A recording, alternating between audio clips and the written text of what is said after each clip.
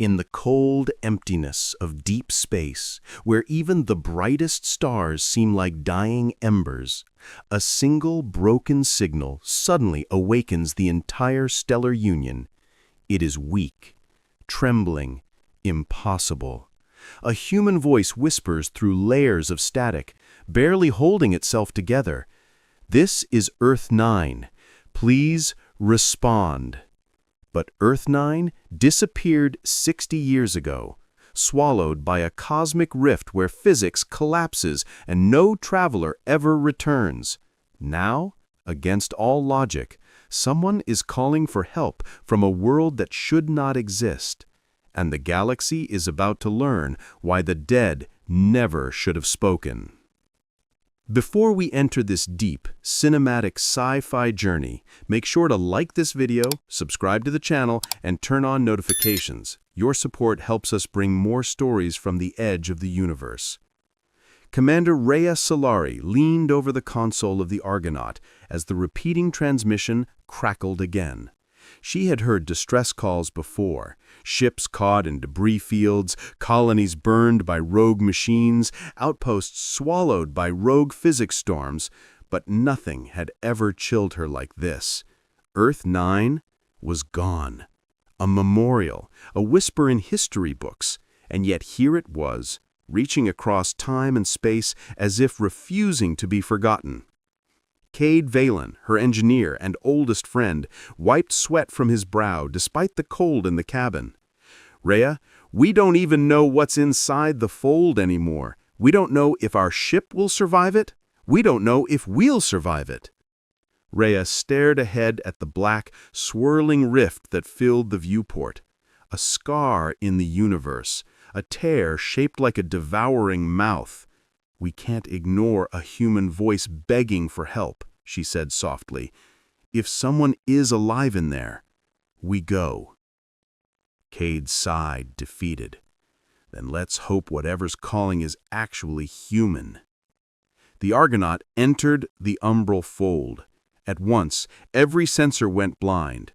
The stars vanished. The ship groaned as if its metal bones were being stretched by invisible hands. Rhea felt as though she were falling in every direction at once. Time twisted.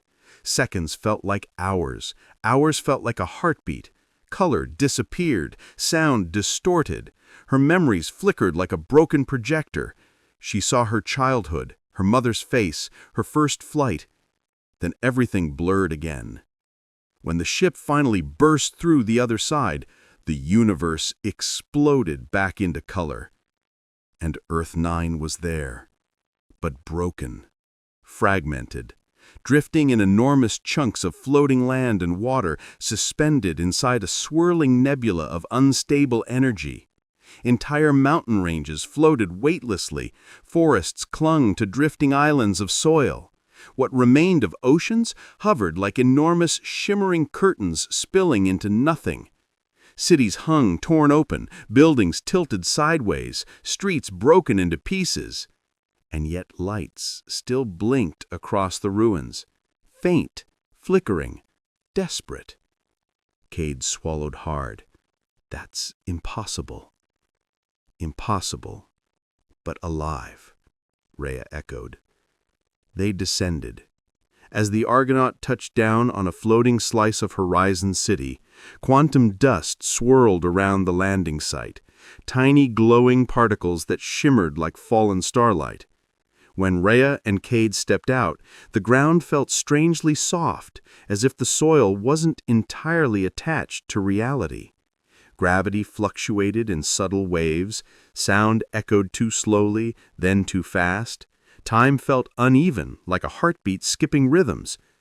A figure approached from behind a collapsed pillar. A woman, thin, pale, graceful in a way that seemed almost unreal. Her eyes glowed faint blue, like light trapped beneath water. Her movements felt slightly delayed, yet perfectly smooth. She stopped several meters away. Her voice cracked as she spoke. You answered. After 60 years, someone finally came." Rhea stepped forward cautiously. "I'm Commander Rhea Solari. This is Kael. We received your signal. Who are you?" The woman closed her eyes with a pained, grateful exhale. "I'm Mira Kael, last guardian of Earth 9. What remains of it." She led them through the broken city. Everywhere, fragments floated weightlessly, pieces of walls, shattered glass, suspended mid-air like raindrops frozen in time. Rhea noticed how Mira moved. Her feet barely touched the ground. She seemed to glide, leaving faint ripples in the shimmering dust. Kael whispered to Rhea, "She's not normal." "I know," Rhea replied, "but she's alive, and that's all that matters right now." As they walked deeper into the ruins, Mira told her story. "When the fold swallowed us, reality bent. Time fractured into loops. Some people aged decades in minutes, some reverted to childhood, some split into copies that weren't quite right." Rhea swallowed uneasily. "How did anyone survive?" "The fold changed us. It rewrote our DNA. We became something between human and energy. We learned to hold ourselves together the way gravity holds planets, but the cost was high. Thousands died. Thousands more dissolved into the rift. I am one of the few who learned to remain stable." She demonstrated by raising her hand. A piece of shattered concrete lifted gently into the air, orbiting her like a tiny moon. Kael stepped back. "She's controlling gravity." Mira shook her head. "Not gravity. The fold. It listens to us now because it lives inside us." They reached a shimmering sphere of blue energy surrounding a cluster of buildings, one of the last habitable pockets. Inside it, dozens of survivors huddled in makeshift homes built from whatever fragments hadn't floated away. They looked fragile, translucent, their bodies flickering at the edges as if fading in and out of reality. Some had eyes that glowed like Mira's. Others floated inches above the ground without meaning to. Children laughed softly, unaware their feet were never touching the soil. "These are the last," Mira said. "They cannot leave this bubble. Beyond it, the instability grows. Without constant effort, they will dissolve. The fold consumes what it touches. I've kept this barrier alive for decades." I felt a tightening in my chest. What caused all this? What tore the planet apart? Mira looked towards the sky, toward the swirling vortex of energy above the fragments. It wasn't an accident. Something opened the fold, something from outside, something that wanted Earth 9. Kael frowned. "What do you mean, wanted it?" Mira's expression darkened. "There is something still inside the fold, something that feeds on fractured time and broken worlds. It is awake, and it will soon break free." A thunderous vibration rolled across the fragments. The sky flickered like a faulty screen. Mira's body glowed brighter for a moment. She grimaced. "It's getting worse. The fold is growing unstable. The entity that tore us apart is pushing outward." Rhea steadied herself. "If that thing gets out, then the galaxy will fall the way Earth 9 did, one crack at a time." They spent the next hours exploring the ruins, gathering data, mapping the instability. Everywhere, Rhea saw the signs: buildings frozen in mid-collapse, trees suspended upside down, clocks ticking backward and forward at once. Time meant nothing here. Space was a suggestion, and the fold was tightening around the fragments like a fist. At one point, Mira stopped walking, eyes glowing brighter. "It's here," she whispered. "It senses you. Outsiders, new timelines." Rhea shivered.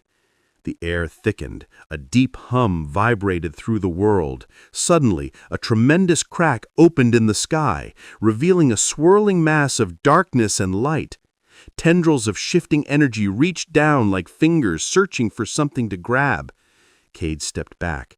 "Rhea, what is that?" Mira's voice shook with fear. "The architect of the fold, the one that consumed us. It wants new matter, new memories, new life."